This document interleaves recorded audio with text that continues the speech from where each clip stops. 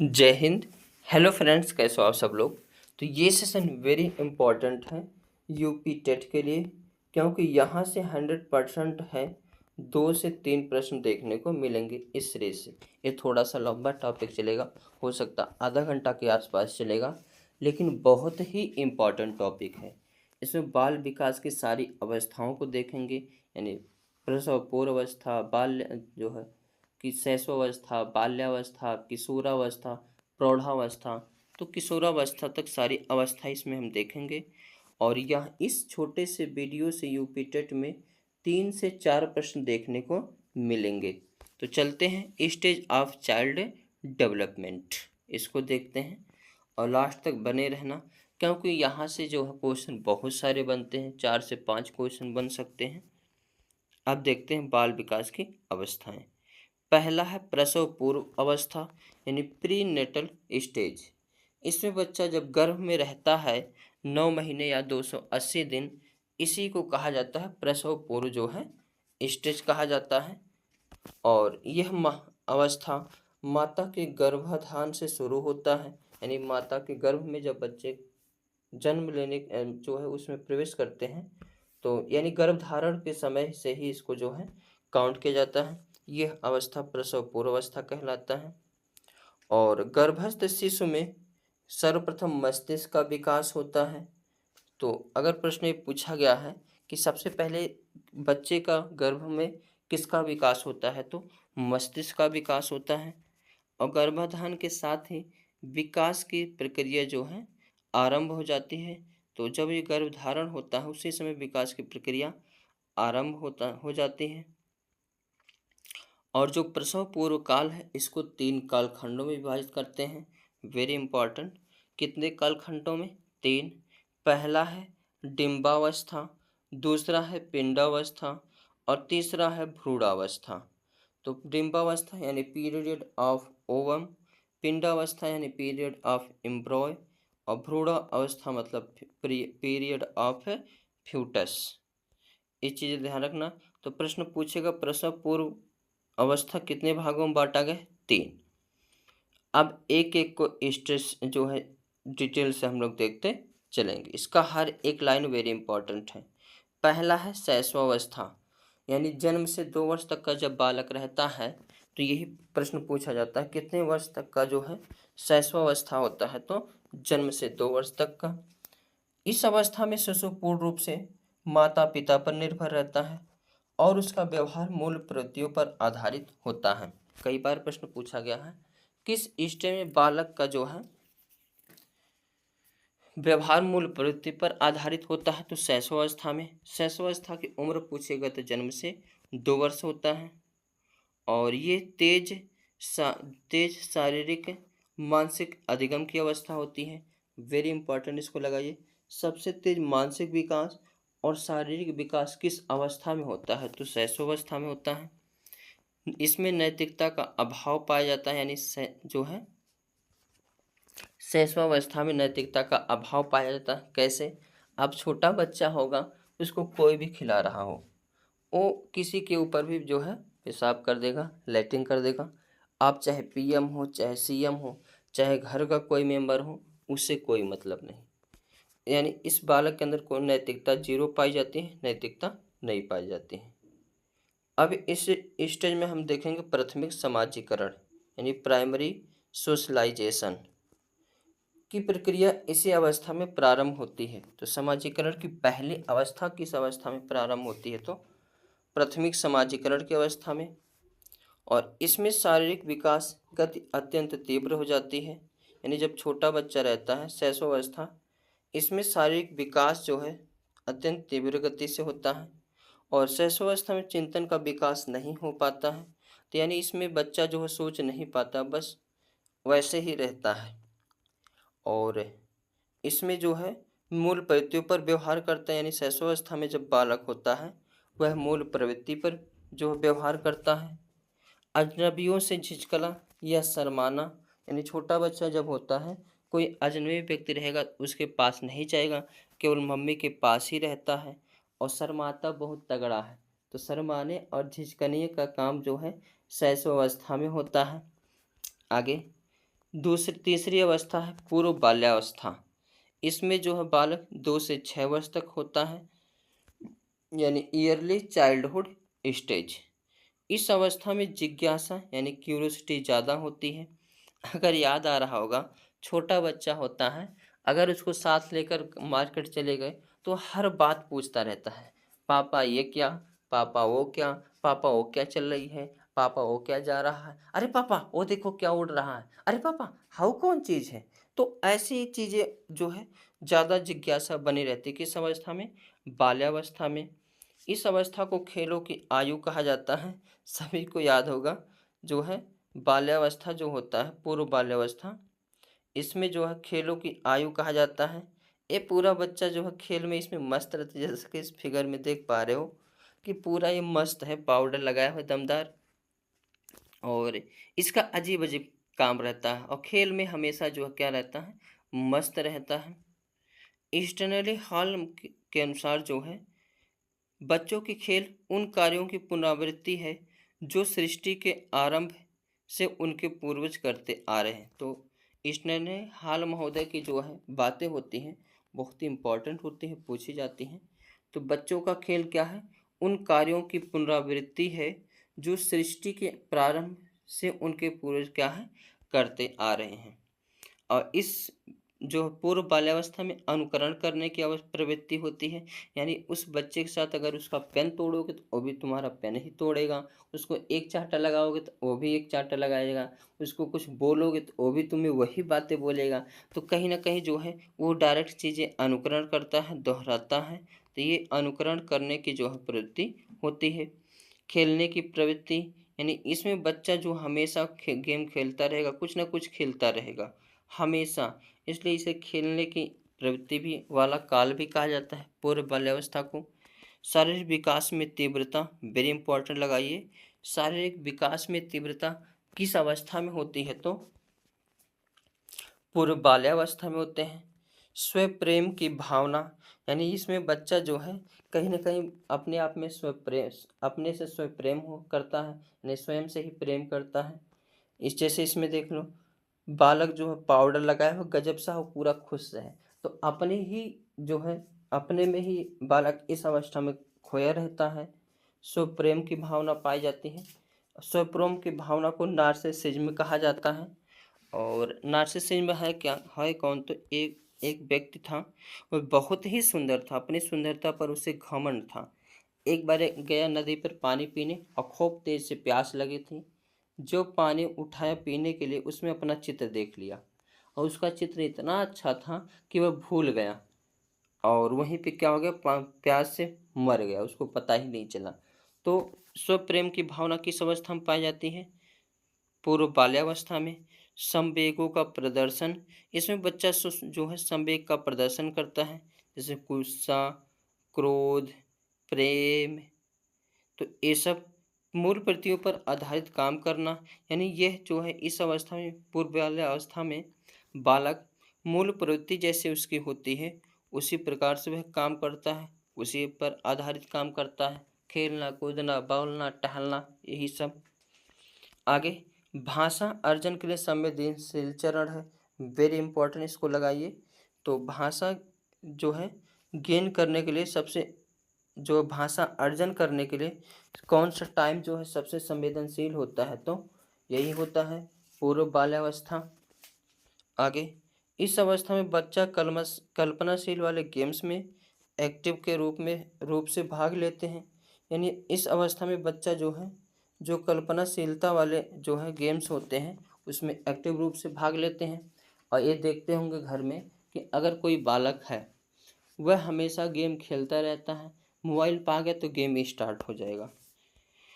आगे,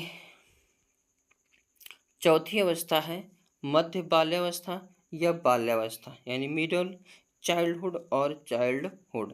ये जो है 6 से 11 वर्ष तक की आयु के बालकों में पाई जाती है। इसे आरंभिक स्कूल की एज भी कहा जाता है। अगर ध्यान से देखोगे तो 6 साल का बच्चा जब हो जाता है तो स्कूल में उसको प्रवेश कराया जाता है, और पढ़ाई में जो है वो उसकी पढ़ाई जो है प्रारंभ होती है। इसीलिए मध्य बाल्यावस्था या बाल्यावस्था को जो है आरंभिक स्कूल की एज भी कहा जाता है। गंदी अवस्था कहा जाता है, क्योंकि इस समय जो है बच्चे को कितना अच्छा पहना कर भेज दो स्कूल या फिर कहीं भी, तो पूरा कपड़ा एकदम पूरा गंदा करके लवड़ी वगैरह लगा के आएगा घर में, तो इसे गंदी अवस्था भी कहा जाता है बाल्यावस्था को। इसे स्फूर्ति की अवस्था या स्मार्ट एज भी कहा जाता है। इसमें इस अवस्था में जो बालक कभी बैठा नहीं रहेगा, कहीं ना कहीं दौड़ता धूपता रहेगा, कुछ न कुछ हमेशा करता रहेगा। तो इसलिए इस अवस्था को स्फूर्ति की अवस्था भी कहा जाता है। और इसमें स्मार्ट बनने के लिए कुछ न कुछ वो करता रहता है, इसलिए इसे स्मार्ट की भी अवस्था कहा जाता है। खेलों की अवस्था, इसमें बच्चा जो है दिन भर खेलता रहता है, खाना या ना मिले या ना मिले वो चलेगा, लेकिन गेम को क्या करता है, खेलता रहता है, इसलिए इसे खेलों की अवस्था भी कहा जाता है। इस अवस्था में संग्रहण की प्रवृत्ति का जो है विकसित हो जाती है, यानी इस स्टेज में बच्चा जो है एक अपनी स्थान बना लेता है जहाँ पर सारे सामान रखता है, कोई भी गेम खेलेगा कुछ भी उठाएगा वहीं ले जाकर रखेगा। तो ये जो है संग्रहण की भी प्रवृत्ति इसमें पाई जाती है। और इस स्टेज में बच्चा जो है टोली के साथ रहता है या अपने समूह में रहता है या गैंग में रहता है, इसलिए इसे गैंग की अवस्था भी कहा जाता है। जहाँ पे जाएंगे सारे बच्चे एक ही साथ जाएंगे पूरे टोला का। इसे जीवन का अनोखा काल कहा जाता है, वेरी इंपॉर्टेंट, इसको लगाइए। जीवन का अनोखा काल किसे कहा जाता है, तो बाल्यावस्था को कहा जाता है, यानी इसे यूनिक पीरियड भी कहा जाता है। इसे तार्किक चिंतन की अवस्था कहा जाता है, यानी इस स्टेज में बच्चा कुछ न जो है कुछ हमेशा सोचता रहता है, करता रहता है और चिंतन मनन करता रहता है, इसलिए इसे तार्किक चिंतन की अवस्था भी कहा जाता है। इस अवस्था में सामूहिक भावना की प्रबलता पाई जाती है, यानी बच्चा कहीं न कहीं जो है एक ग्रुप में रहता है, समूह में रहता है, और ये तो सभी के लाइफ में बीता गया है तो ऐसे भी याद हो जाना चाहिए। और आत्मनिर्भरता की भावना पाई जाती है, यानी इस बाल्यावस्था में बालक के जो है में आत्मनिर्भरता पाई जाती है, अपने आप पर निर्भर रहता है। आगे, इस अवस्था में मानसिक योग्यता में वृद्धि होती है, यानी मानसिक योग्यता में तीव्र वृद्धि जो है किस अवस्था में होती है, तो बाल्यावस्था में होती है। इस अवस्था में शारीरिक विकास में स्थिरता पाई जाती है। अभी इससे पहले जो अवस्था थी उसमें तो शारीरिक विकास तीव्र गति से था, लेकिन इसमें जो है विकास में क्या होती है, थोड़ी स्थिरता पाई जाती है।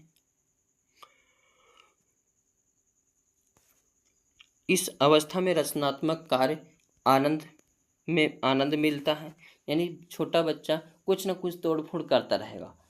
अगर उसको घड़ी भी दे दोगे खरीद के, कितने भी महंगी रहे, उसे तोड़ करके तो जो है कुछ दिन में उसको सही कर देगा, यानी तोड़ने फोड़ने की अवस्था भी इसी अवस्था कहा जाता है।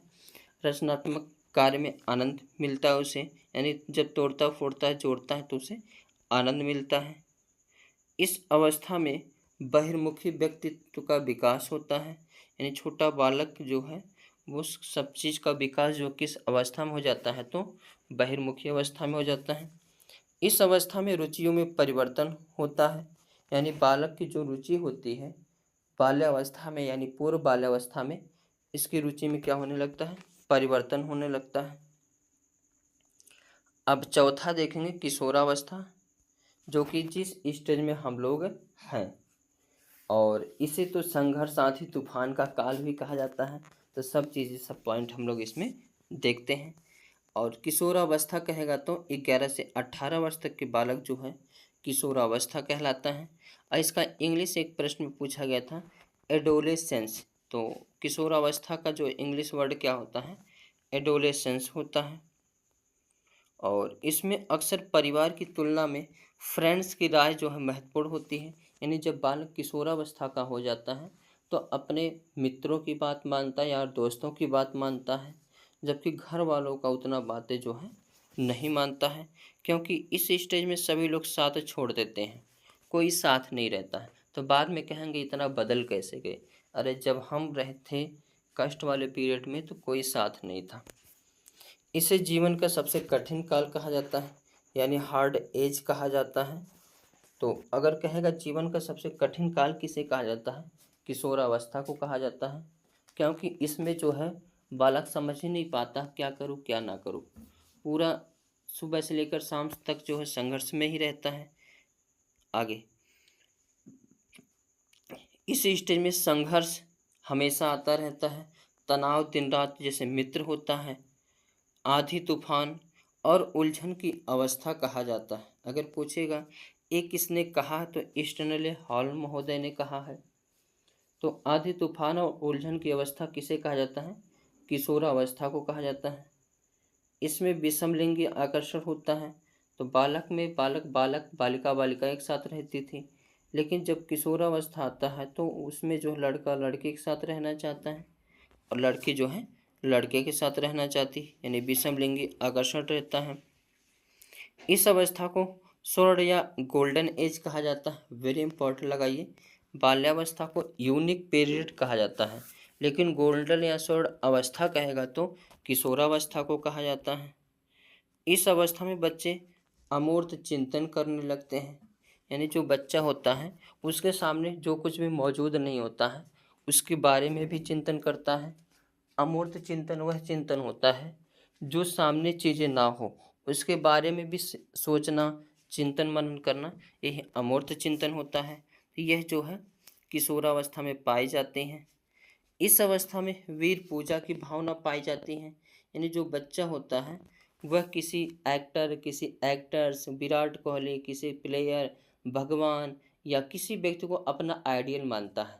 जैसे इस टाइम पे खान सर को जो है सब लोग अपना आइडियल मानते हैं, चाहे लड़का हो चाहे लड़की हो, चाहे बुजुर्ग व्यक्ति हो चाहे नवयुवक हो, सभी लोगों का जो है कौन है, खान सर हैं वीर। तो इस अवस्था में जो है वीर पूजा की भावना पाई जाती है। स्टैनले हॉल महोदय ने कहा कि किशोरावस्था संघर्ष, तनाव, तूफान एवं विरोध की अवस्था है। किसने कहा, स्टैनले हॉल महोदय ने। इस अवस्था में संवेगात्मक क्रांति पाई जाती है। तो संवेगात्मक क्रांति जो है किस अवस्था में पाई जाती है, तो किशोरावस्था में पाई जाती है। कहीं ना कहीं इसमें कभी सुख कभी दुख हमेशा आता जाता रहता है, कभी क्रोध कभी प्रेम कभी ईर्ष्या हमेशा आता रहता है। इसलिए इसे संवेगात्मक क्रांति की भी पाई जाती है। किशोरावस्था में तर्क क्षमता का विकास हो जाता है, यानी ये बच्चा जो है इसमें तर्क करने लगता है, किसी भी चीज़ को सोचने विचारने लगता है। अभिरुचियों में परिवर्तन, यानी जो पहले उसकी रुचि थी अभिरुचि थी उसमें परिवर्तन आने लगता है। प्रेक्षण की योग्यता में आदि का विकास हो जाता है, यानी जो उसकी प्रेक्षण की योग्यता है इन सब में का जो इसमें विकास हो जाता है। किशोरावस्था तनाव और क्रोध की अवस्था है। किशोरावस्था जब आती है तो उसमें हमेशा व्यक्ति जो है तनाव में ही रहता है, स्ट्रेस में रहता है, हमेशा क्रोध से भरा होता है, क्योंकि कोई अगर बुजुर्ग व्यक्ति उनको समझा रहा तो वो सबसे बड़ा दुश्मन है। इसमें मित्रों की जो है राय मानी जाती है, परिवार की नहीं। किशोर अपने सहपाठियों के व्यवहार से ज़्यादा प्रभावित होता है, यानी उसके जो सहपाठी होते हैं उससे वो ज़्यादा प्रभावित होता है। इस अवस्था को संवेगात्मक क्रांति भी कहा जाता है, क्योंकि सभी संवेगों का इसमें विकास, दिखावा सब कुछ होने लगता है। किशोरावस्था में तर्क क्षमता का विकास, अभिरुचियों में परिवर्तन, प्रेक्षण की योग्यता आदि का विकास हो जाता है। किशोरावस्था तनाव और क्रोध की अवस्था होता है। इसमें जो हमेशा तनाव बना रहेगा, हमेशा क्रोध गुस्सा बनी रहती है। किशोर अपने सहपाठियों के व्यवहार से ज़्यादा प्रभावित होता है, यानी जो किशोरा होते हैं किशोर वह अपने मित्रों से ज़्यादा प्रभावित होते हैं। इसलिए कहा जाता है संगत का असर पड़ता है, तो जिस संगत में रहेगा वही उसके ऊपर जो है असर रहता है। किशोर के अंदर दुश्चिंता की भावना का विकास होने लगता है, यानी अंदर ही अंदर जो है किशोर क्या करता है, दुश्चिंता में डूबा रहता है। वो अपनी लाइफ को लेकर, जो है पार्टनर को लेकर और बिजनेस को लेकर, यानी सभी चीज़ को लेकर वह जो क्या करता है, दुश्चिंता में रहता है। किशोरावस्था में बुद्धि का विकास अधिकतम हो जाता है, यानी जितना विकास होना था वो सभी विकास जो है किशोरावस्था में हो जाता है। कोलसेनिक के अनुसार किशोर प्रौढ़ों को अपने मार्ग में बाधा समझता है और जो उसे अपने स्वतंत्रता का लक्ष्य प्राप्त करने से रोकते हैं। प्रश्न पूछता है कि कोलसेनिक के अनुसार प्रौढ़ जो है किसे बाधा समझते हैं, जो है किशोर किसे बाधा समझते हैं, तो प्रौढ़ों को समझते हैं। आगे, किशोरावस्था में समायोजन, असमर्थता में समायोजन करना, यानी किसी चीज में अगर उस असमर्थ, जैसे आईएएस बनना चाहता है लेकिन बन नहीं पाता है, तो कहीं ना कहीं सपनों की दुनिया में होकर के वह जो है आईएएस बन चुका होता है, तो इसमें जो है समायोजन करने में असमर्थ होता है, वो कहीं ना कहीं अपने आप को जो है समाहित नहीं कर पाता है। संवेगात्मक अपरिपक्वता, यानी जो उसके संवेगात्मक विकास होता है वो अपरिपक्व होता है, संवेग अपरिपक्व होता है। यौन आकर्षण, यानी किशोरावस्था में जो है बालक यौन की तरफ आकर्षण में रहता है, मेल फीमेल की तरफ आकर्षित रहती है और फीमेल जो है मेल की तरफ रहती है। निषेधात्मक व्यवहार, यानी उसकी जो व्यवहार होती है वो कहीं ना कहीं नकारात्मक हो जाता है, निषेधात्मक हो जाता है। अगर अगर टाइम से लाइफ जो है सेटल हो गई तो अच्छी बात है, अगर नहीं सेटल हुई तो कहीं ना कहीं जो है उसके अंदर विचार जो है नेगेटिव विचार आने लगते हैं। अध्ययन में अरुचि, यानी किशोरावस्था में जो है उसकी पढ़ने लिखने में मन नहीं लगेगा, कोई बिजनेस करना चाहेगा। बहिर्गुमी जो है प्रवृत्ति, तो कहीं ना कहीं उसकी जो प्रवृत्ति होगी बहिर्गुमी हो जाएगी। मूल्य आदर्शों में संघर्ष, यानी उसका मूल्य आदर्श जो रहेगा उसमें हमेशा संघर्ष बना रहेगा। पेंडुलम जैसी अवस्था, इसमें जो है व्यक्ति या किशोर जो है पेंडुलम की तरह हो जाता है, इधर से उधर उधर से इधर जो है चलता रहता है। इसमें उदासीनता पाई जाती है, दिवा स्वप्न में खोया रहता है, काश हम ये होते तो ये कर लेते, कहीं ना कहीं दिवा स्वप्न में भी वो खोया रहता है। स्वच्छंदता पाई जाती है।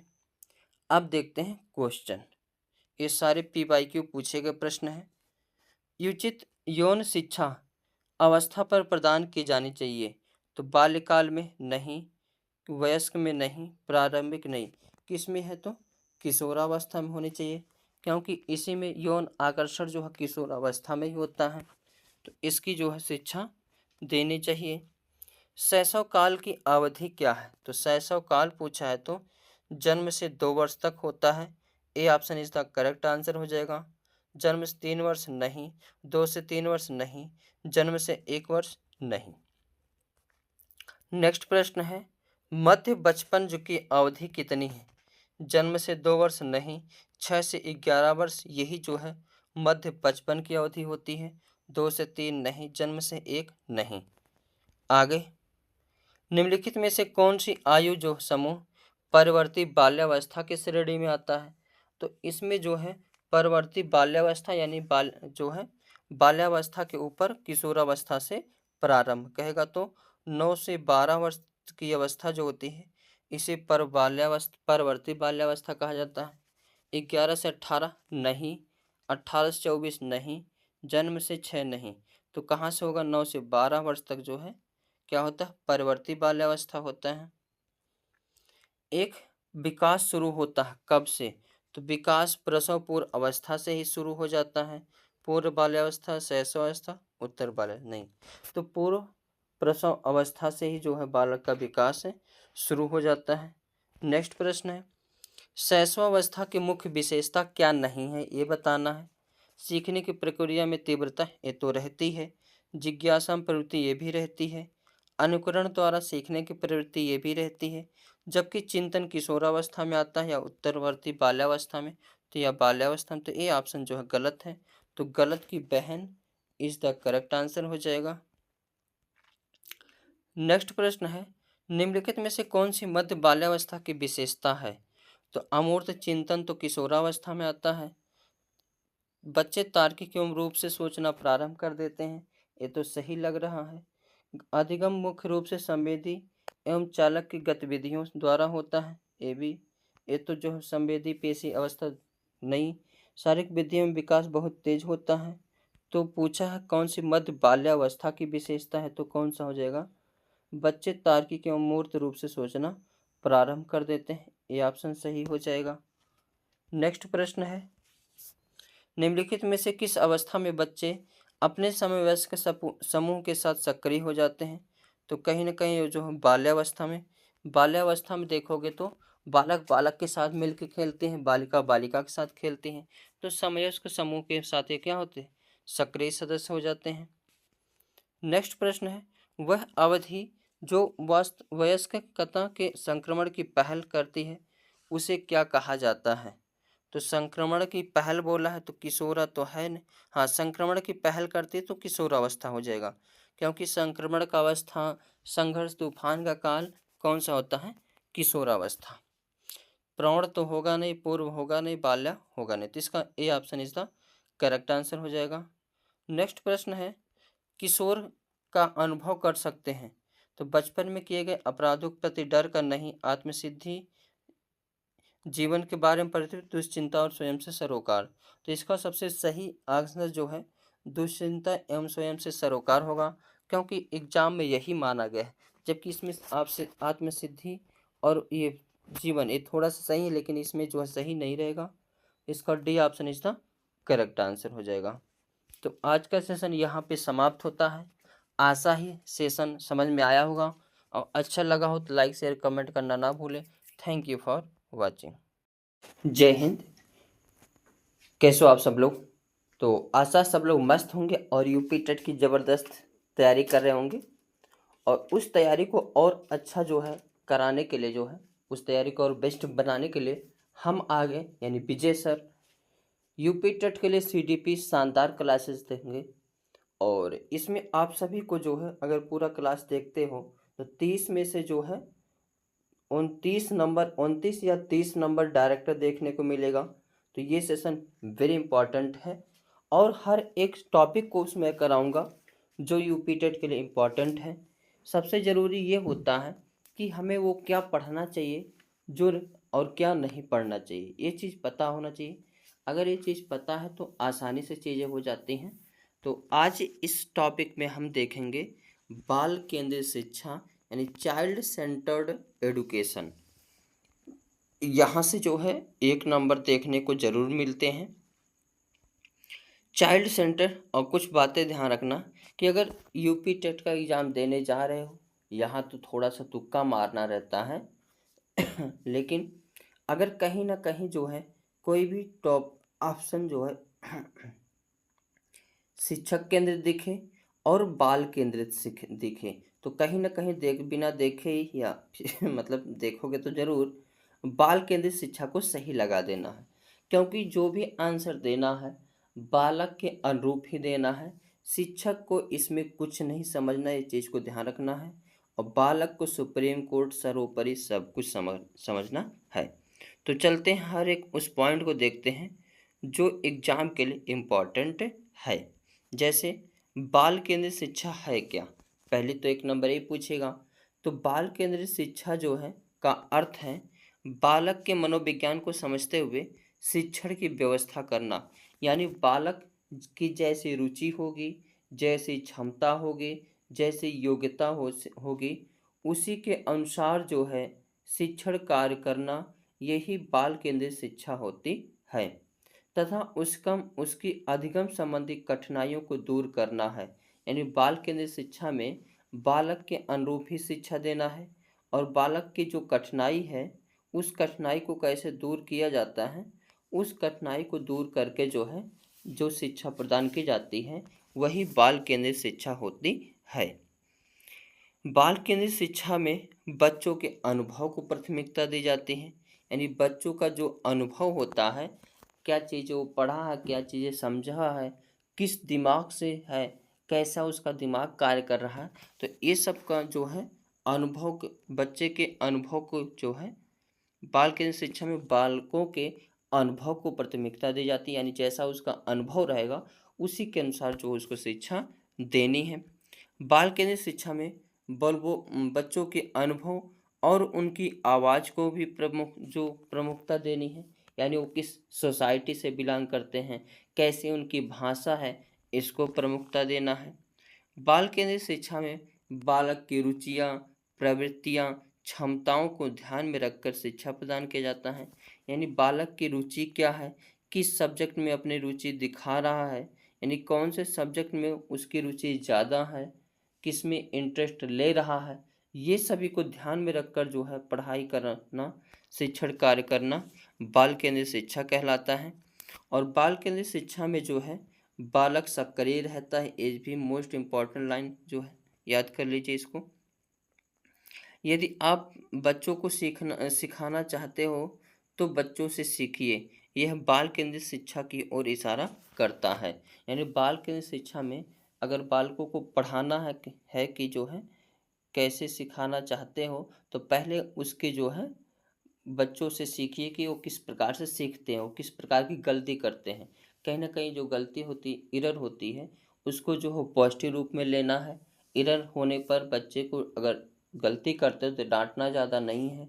तो कहीं ना कहीं बच्चों की गलती से ही सीखना है कि बच्चों को कैसे सिखाना है। ये बाल केंद्रित जो है शिक्षा के अंतर्गत है। बाल केंद्रित शिक्षा के अंतर्गत बालक के व्यवहार, आवश्यकता, रुचि आदि महत्वपूर्ण होती है। यानी बाल केंद्रित शिक्षा में ध्यान देना है बालक का व्यवहार कैसा है, किस सब्जेक्ट में ज़्यादा है, मैथ वाला व्यवहार है या बीजगणित वाला है या फिर हिंदी वाला या तो कहानी वाला, उस चीज़ को ध्यान रखना है। रुचि यानी वह किस सब्जेक्ट में रुचि ले रहा है, उसी हिसाब से शिक्षण देना है। आगे उनके व्यवहार में जो है शिक्षण के माध्यम से परिवर्तन लाना है, तो उनके व्यवहार का अध्ययन करना ही जो है बाल केंद्रित शिक्षा है। यानी ये इतना करना है कि बालक के अंदर जो व्यवहार शिक्षण के माध्यम से परिवर्तन लाना है, तो सबसे पहले ये देखना है कि उनके व्यवहार का अध्ययन जो है करना है कि वो किस प्रकार से चीज़ें को पसंद करते हैं। आगे बाल केंद्रित शिक्षा के अंतर्गत कुछ चीज़ें होता है। बालक को प्रश्न पूछने के लिए प्रेरित करना, यानी कोई भी क्लास है उसमें बालक को प्रेरित किया जाए कि किस प्रकार से वो क्वेश्चन पूछेगा। अगर बालक क्वेश्चन नहीं पूछता है तो इसका मतलब अच्छी क्लास नहीं चल रही है। तो कहीं ना कहीं बाल केंद्रित शिक्षा में बालक को पूछने के लिए प्रेरित करता है। बालक का जो अनुभव हो उसको प्राथमिकता देता है। बालक की जो सृजनात्मकता को बढ़ावा देता है, यानी बालक जिसमें रुचि ले रहा है, जिसमें ज़्यादा काम करने का उसका मन है, उसी हिसाब से करना है। बालक के व्यक्तिगत भिन्नता को मान्यता देना है, यानी प्रत्येक बालक के अंदर कुछ ना कुछ भिन्नता पाई जाती है। कोई कला के क्षेत्र में तेज होते हैं, कोई विज्ञान के क्षेत्र में होते हैं, कोई गणित में तेज होते हैं। तो उनके इस क्षेत्र को जो है ध्यान देना, व्यक्ति भिन्नता को ध्यान देना, उसी प्रकार से शिक्षण कार्य करना, ये सब बाल केंद्रित शिक्षा के अंतर्गत आते हैं। बाल केंद्रित शिक्षा के प्रमुख सिद्धांत: बालकों को क्रियाशील रखकर शिक्षा प्रदान करना। बाल केंद्रित शिक्षा के जो है बालक की शिक्षा उद्देश्य परक हो। क्या है इसमें पहला पॉइंट है, बालकों को हमेशा क्रियाशील रखना है, क्योंकि उन्हें ही सीखना है। तो जब तक वो क्रियाशील नहीं रहेंगे तब तक जो है बाल केंद्रित शिक्षा नहीं कहलाएगी। और बाल केंद्रित शिक्षा में बालक की शिक्षा उद्देश्य परक हो, यानी कोई भी शिक्षा जो है हो वो उसका कोई ना कोई उद्देश्य हो। बालक की योग्यता रुचि के अनुसार विषय वस्तु का चयन, रचनात्मक कार्य जैसे हस्तकला आदि के द्वारा शिक्षण, पाठ्यक्रम को छोटे छोटे हिस्सों में बांटकर शिक्षण करना। तो बालक की योग्यता व रुचि जिस प्रकार होगी उसी प्रकार से शिक्षण कार्य करना है। अब इसमें हम लोग देखते हैं महत्वपूर्ण प्रश्न को, यानी PYQ को, जो पूछे गए प्रश्न है। छोटा छोटा टॉपिक है लेकिन मोस्ट इम्पॉर्टेंट टॉपिक है, इस चीज़ को ध्यान रखना। और जितने भी क्वेश्चन लिए गए हैं सब PYQ है, यूपी टेट, सी टेट, इन सभी का। तो पहला प्रश्न है, बाल केंद्रित शिक्षा शास्त्र की क्या विशेषता है? यंत्रवत याद कराना, याद तो कराना ही नहीं है, कोई भी चीज़ कंठस्थ तो कराना ही नहीं है। योग्यता के आधार पर विद्यार्थियों को नामांकित करना तथा वर्गीकरण यानी सेग्रेशन कभी करना ही नहीं क्लास में है। सब बच्चों को एक साथ पढ़ाना, बच्चों को सर्वोपरि मानना है। केवल पाठ्य पुस्तकों पर निर्भर हो, केवल भाई शब्द दिख जाए तो देखते ही कट लगा देंगे, केवल पाठ्य पुस्तक पर नहीं करना है। बालकों से भी संपर्क बना रहे, मार्केट भी जाते रहो, घर भी में भी सबसे बना रहो। तो ये सब होना चाहिए। बच्चों के अनुभवों को प्रमुखता देना, हाँ यही जो है इम्पोर्टेंट है। तो इसका डी ऑप्शन इसका करेक्ट आंसर हो जाएगा। नेक्स्ट प्रश्न पूछा है, बाल केंद्रित शिक्षा शास्त्र का अर्थ है, यानी बाल केंद्रित शिक्षा शास्त्र का अर्थ क्या है। पहला है बच्चों के अनुभव और उनकी आवाज़ को प्रमुखता देना। ये तो सही लग रहा है, बाकी चीज़ें देखते हैं। शिक्षक द्वारा बच्चों को आदेश देना कि क्या दिया जाना चाहिए, नहीं ये कभी नहीं करना है। बच्चे के अनुसार शिक्षक को रहना है, ना कि शिक्षक को जो है बालकों को शिक्षक के अनुसार। तो बालक को शिक्षक के अनुसार नहीं रहना है, जबकि शिक्षक को बालक के अनुसार रहना है। सी ऑप्शन क्या है, ये तो बी गलत हो गया। निर्धारित सूचना का अनुसरण करने में बच्चों को सक्षम बनाना, ये कोई काम नहीं है कि सूचना को मानना नहीं है। कक्षा में सारी बातें सीखने के लिए शिक्षक का आगे आगे होना हो, ऐसी कुछ भी चीज़ें नहीं। बालक अपने आप से भी सीख लेते हैं, एक्टिव चीज़ होते हैं। तो इसका ए ऑप्शन इसका करेक्ट आंसर हो जाएगा, बच्चे के अनुभव और उनकी आवाज़ को प्रमुखता देना। नेक्स्ट प्रश्न है, पूछा गया है बाल केंद्रित शिक्षा शास्त्र का अर्थ क्या है। बच्चों को नैतिक ज्ञान देना, नहीं। बच्चों की अभिव्यक्ति और बच्चों को शिक्षक का अनुकरण करने के लिए, नहीं ये भी सही नहीं है, शिक्षक का अनुकरण नहीं करवाना है। अब क्या पता शिक्षक गुटखा खा रहा हो तो बालक भी अनुकरण करके गुटखा खाने लगे, ये कोई सही बात नहीं है। बच्चों को अभिव्यक्ति और उनकी सक्रिय भागीदार को महत्व देना, ये भी बात तो सही है। बच्चों को पूर्ण स्वतंत्रता देना, पूर्ण स्वतंत्रता तो देना है लेकिन उस हिसाब से नहीं देना है। तो इसका सी ऑप्शन इसका करेक्ट आंसर हो जाएगा। नेक्स्ट प्रश्न है, यदि आप बच्चों को परीक्षा को सीखना चाहते हो, बच्चों से सीखिए, यह इशारा क्या करता है, तो बाल केंद्रित शिक्षा करता है। तो इसका बी ऑप्शन इसका करेक्ट आंसर हो जाएगा। नेक्स्ट प्रश्न है, एक बाल केंद्रित, यहाँ पे बाल रहेगा, केंद्रित कक्षा में बच्चे समानतः सीखते हैं। कैसे सीखते हैं, अभिव्यक्ति और सामूहिक दोनों रूपों में, ये तो सही लग रहा है। मुख्य रूप से शिक्षक से, नहीं ऐसा नहीं, बालक अपने आप से भी बहुत सारी चीज़ें सीखते हैं। वैयक्तिक रूप से, ये भी केवल नहीं है। समूहों में, नहीं, तो वैयक्तिक और समूह दोनों में। तो इसका ए ऑप्शन इसका करेक्ट आंसर हो जाएगा। नेक्स्ट प्रश्न है, बाल केंद्रित शिक्षा के अंतर्गत क्या सम्मिलित नहीं है, इस चीज़ को ध्यान रखना। गृह कार्य प्रदान करना, बालक को प्रश्न पूछने के लिए प्रेरित करना, बालक के अनुभव को प्राथमिकता प्रदान करना, बालक किसी सृजनात्मकता को बढ़ावा देना। तो ये सभी ऑप्शन सही है, लेकिन नहीं पूछा है तो ये नहीं है। तो नहीं कि बहन नहीं इज द करेक्ट आंसर हो जाएगा। तो इसका A option is the correct answer हो जाएगा, क्योंकि नहीं पूछा है। आगे नेक्स्ट, तो ये प्रश्न थे PYQ, महत्वपूर्ण कॉन्सेप्ट को भी देखा, तो ये पता लग गया होगा कि किस प्रकार से क्वेश्चन बनते हैं। तो मिलेंगे नेक्स्ट वीडियो में, तब तक के लिए जय हिंद जय भारत।